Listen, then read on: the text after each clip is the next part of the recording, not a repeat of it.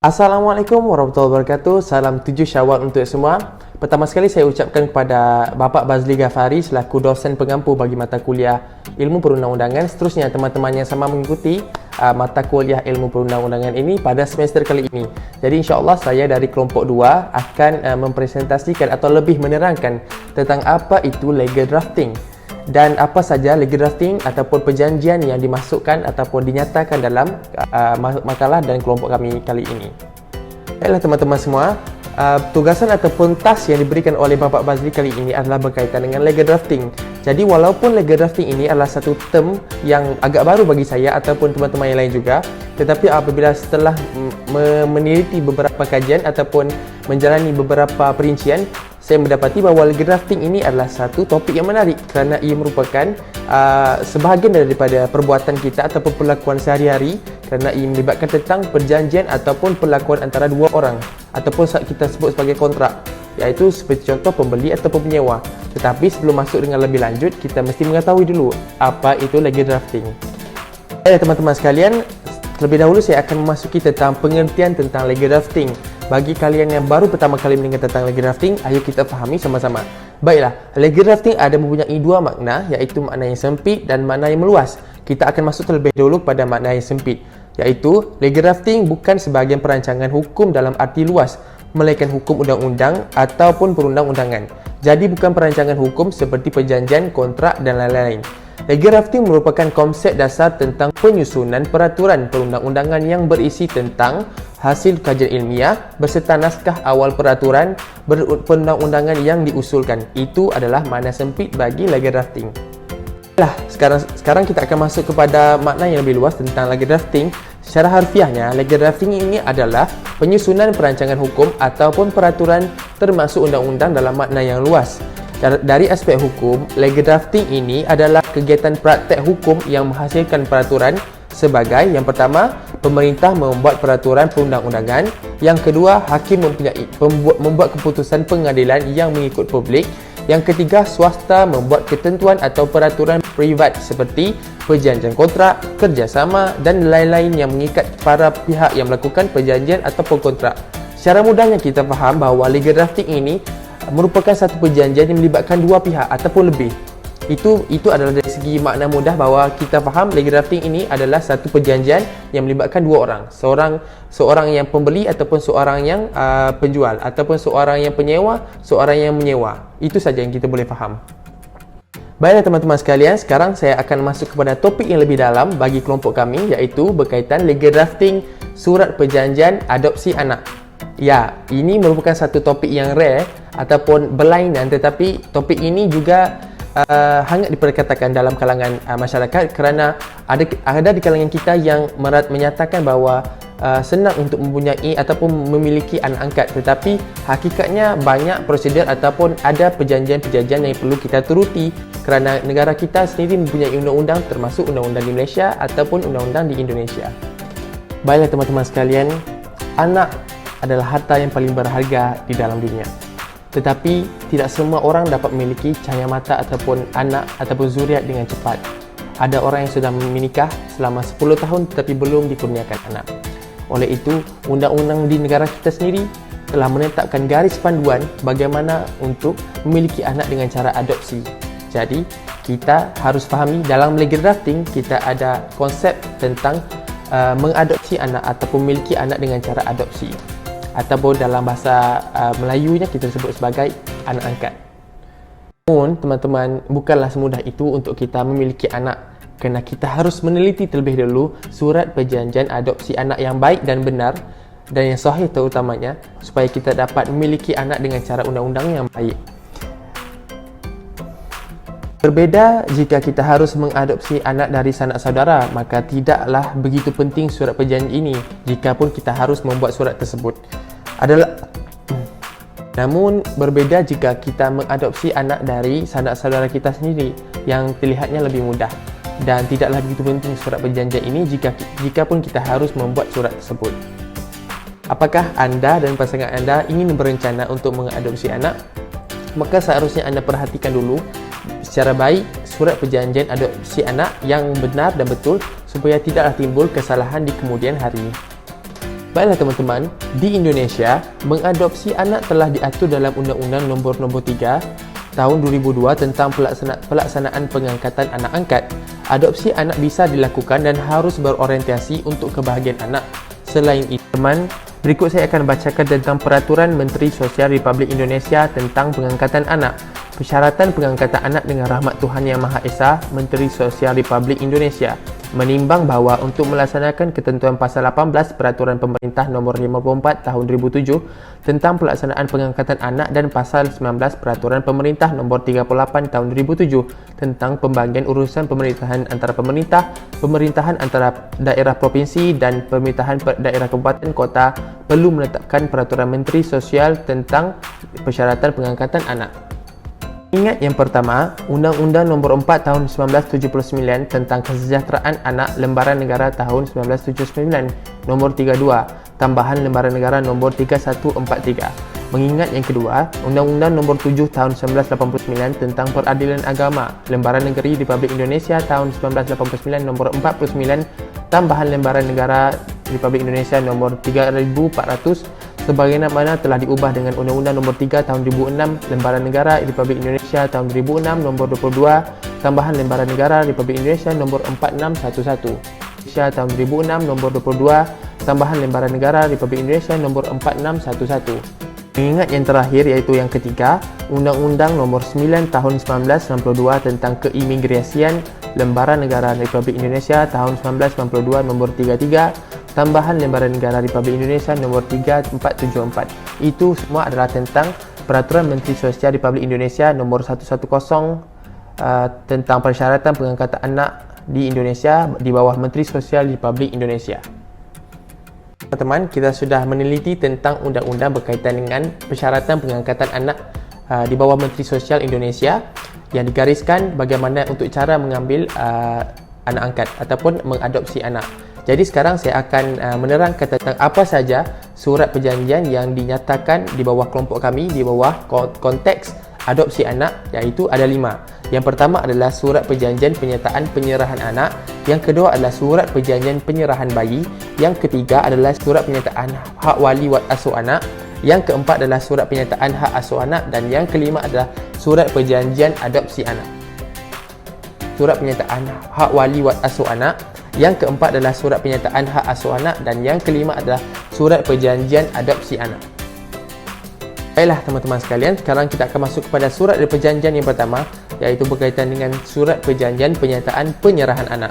Baiklah, ini adalah yang bertanda tangan di bawah ini. Kami pasangan suami isteri dengan hal ini disebut sebagai pihak pertama dan diperlukan adalah butiran suami dan isteri, iaitu nama suami, tempat tanggal lahir, agama, alamat. Begitu juga yang isteri, nama isteri, tempat tanggal lahir, agama dan alamat. Itu adalah pihak yang pertama.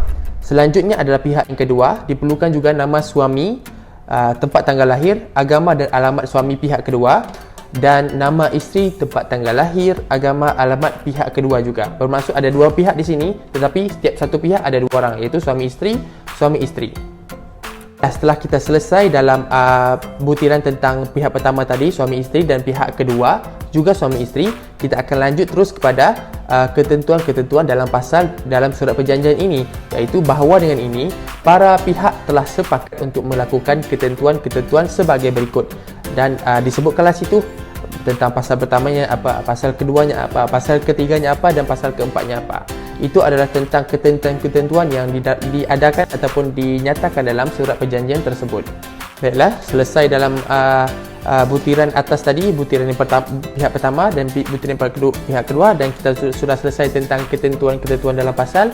Di bawah sekali nanti kita akan meletakkan tanda tangan, iaitu tanda tangan berkaitan tentang pihak pertama dan tanda tangan pihak kedua, iaitu menunjukkan dua-dua pihak telah bersepakat ataupun bersetuju dengan perjanjian ini untuk penyerahan anak. Baiklah, kita sudah selesai tentang surat perjanjian penyertaan penyerahan anak yang pertama tadi. Sekarang kita akan lanjut kepada surat perjanjian penyerahan bayi. Surat perjanjian penyerahan bayi ini juga boleh berlaku apabila terdapatnya anak luar nikah ataupun bayi yang baru dilahirkan tetapi bayi itu tidak mempunyai ayah. Jadi dalam butiran itu perlulah ada pihak pertama juga dan pihak kedua. Tetapi yang berbeza dengan surat perjanjian pertama tadi adalah pihak pertamanya hanya nama ibunya ataupun nama isterinya. Okey, dan yang pihak kedua perlulah ada nama suami, butiran suami dan butiran isteri. Okey. Kita akan masuk kepada pihak pertama. Pihak pertama perlulah menyatakan nama, umur, agama, alamat dan nombor KTP. Okey, dan itu kami pihak pertama menyatakan dengan ini menyerahkan anak kami, iaitu dengan nama bayi tersebut, tanggal lahirnya, juga jenis kelaminnya. Kemudian yang disertai penyerahan hak dan tanggungjawab sebagai keluarga kepada pihak kedua yang selanjutnya agar dapat diangkat sebagai anak oleh pihak kedua. Okey, dan disebut dinyatakan butiran pihak kedua iaitu nama suami, umur, agama, alamat, juga nama isteri, umur, agama dan alamat. Butiran pihak kedua iaitu nama suami, umur, agama, alamat, juga nama isteri, umur, agama dan alamat. Dan di bawah sekali butiran daripada butiran tersebut adalah pernyataan daripada kedua-dua pihak, iaitu surat penyerahan ini kami buat dalam keadaan sedar, sihat jasmani dan rohani dan tanpa ada paksaan dari mana-mana pihak. Saya sebagai pihak pertama, si ibu tadi, tidak akan menuntut apapun kepada pihak kedua, suami isteri tadi, maksudnya pihak kedua, ibu dan ayah angkat yang baru, maupun untuk sekarang maupun kemudian hari. Maksudnya ibunya tadi tidak akan menuntut apa-apa sekalipun daripada sekarang maupun di kemudian hari. Demikian surat pernyataan ini untuk dapat dipergunakan sebagaimana mestinya dibuat di Pangkalan Jaya 1 April 2016. Itu adalah sebagai contoh dah. Dan di bawah di butiran tersebut adalah tanda tangan daripada kedua-dua pihak.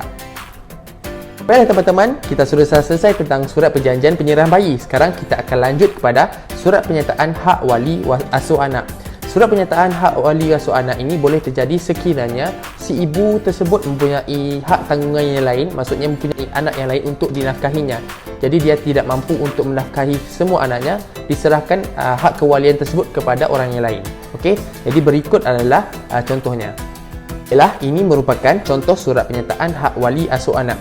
Pada hari sekian-sekian, tahun sekian-sekian, saya bertanda tangan di bawah ini nama, tempat dan tanggal lahir, jenis kelamin, alamat, agama, pekerjaan dan status perkahwinan. Ini adalah butiran daripada ibu kandung kepada anak kandung yang mahu diserahkan kepada wali asuh tersebut.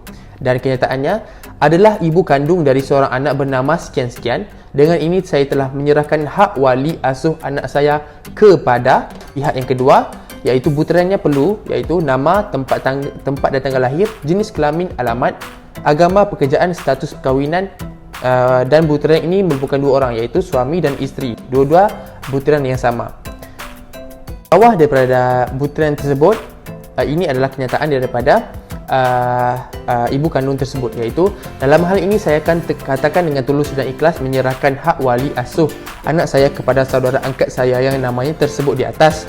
Ini saya lakukan dalam keadaan sihat, sadar, sihat jasmani dan rohani tanpa unsur paksaan dari pihak manapun.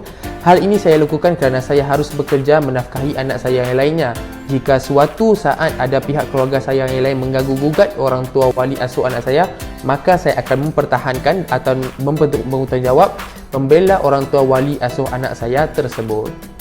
Dan demikian surat pernyataan ini saya buat sebagai pegangan apabila di kemudian hari terjadi hal-hal yang tidak diinginkan. Dan di bawah tersebut adalah orang tua wali asuhnya, tanda tangannya, namanya dan kemudian tarikh, kemudian ibu tanda tangan daripada teman-teman. Yang terakhir dalam konteks kami kali ini tentang legal drafting, iaitu surat perjanjian adopsi anak. Okey, yang bertanda tangan di bawah ini adalah nama suami, tempat, tanggal lahir, nama isteri, tempat dan tanggal lahir, juga alamat tempat tinggal suami isteri tersebut. Adalah benar pasangan suami isteri yang dengan ikhlas dan rela sepenuh hati dan tanpa paksaan dari pihak manapun menyerahkan bayi hasil pernikahan kami kepada pasangan suami isteri, butiran yang kedua, iaitu pihak yang kedua, nama suami, tempat dan tanggal lahir, nama isteri, tempat dan tanggal lahir, juga alamat kediaman mereka, untuk dibesarkan dan dibimbing dengan baik dan sebagai orang tua pengganti yang bertanggungjawab penuh ke atas kehidupan bayi kami selamanya. Kami dari pihak orang tua kandung berjanji tidak akan melakukan tuntutan dalam bentuk apapun yang berhubungan dengan bayi kami kepada orang tua angkat yang tersebut di atas di kemudian hari. Bentuk apapun yang berhubungan dengan bayi kami kepada orang tua angkat yang tersebut di atas di kemudian hari. Yang terakhir, demikianlah surat perjanjian ini kami buat dengan sebenarnya dalam keadaan sedar dan tanpa ada paksaan dari pihak manapun. Yang di bawah sekali dibuat oleh sesiapa, dan orang tua kandungnya juga tanda tangannya, dan orang tua angkatnya juga tanda tangannya, dan di bawah sekali adalah saksi-saksi. Itu saja berkaitan dengan surat perjanjian adopsi anak. Dan di bawah sekali adalah saksi-saksi. Itu saja berkaitan dengan surat perjanjian adopsi anak. Baiklah, yang terakhir dalam konteks kami legal drafting kali ini, saya akan selitkan sedikit tentang pemeliharaan anak angkat. Dapat kita ketahui bahawa Undang-Undang Nombor 35 Tahun 2014 sebagaimana perubahan dari Undang-Undang Nombor 23 Tahun 2002 tentang pelindungan anak, peraturan perundangan ini mengatur tentang keseluruhan aspek yang berkaitan dengan pelindungan anak secara umum, sehingga membuat segala ketentuan yang diatur dalam undang-undang tersebut berlaku untuk semua anak, termasuk anak angkat, anak terlantar dan lain-lain, baik dalam konteks hak dan kewajibannya, kewajiban dan tanggungjawab orang tua, masyarakat, pemerintah, bangsa dan negara. Kewajibannya, kewajiban dan tanggungjawab orang tua, masyarakat, pemerintah, bangsa dan negara. Berikut adalah pasal-pasal tentang hak-hak dan kewajiban seorang anak angkat yang dipelihara oleh orang tua angkatnya. Ada 3 pasal, iaitu pasal 4, pasal 5 dan pasal 6. Antara hak-hak dalam pasal 4 adalah setiap anak berhak untuk dapat hidup, tumbuh, berkembang dan berpartisipasi secara wajar sesuai dengan harkat dan martabat kemanusiaan serta mendapat perlindungan dari kekerasan dan diskriminasi. Dalam pasal kelima, setiap anak berhak atas suatu nama sebagai identitas diri dan suatu status kewarganegaraan, dan dalam pasal ke-6, setiap anak berhak untuk beribadah menurut agamanya, berfikir dan berekspresi sesuai dengan tingkat kecerdasan dan usianya dalam bimbingan orang tua atau wali. Itu adalah tentang hak-hak sebagai anak angkat dalam pasal-pasal menurut Undang-Undang Nombor 23 Tahun 2002. Dan segala yang kurang datang daripada Allah Subhanahu Wa Taala, tapi disandar kepada diri saya sendiri. Itu saja bagi penerangan saya kali ini. InsyaAllah saya akan berbagi di kemudian hari. Salam Aidilfitri saya ucapkan. Terima kasih semua. Assalamualaikum warahmatullahi wabarakatuh.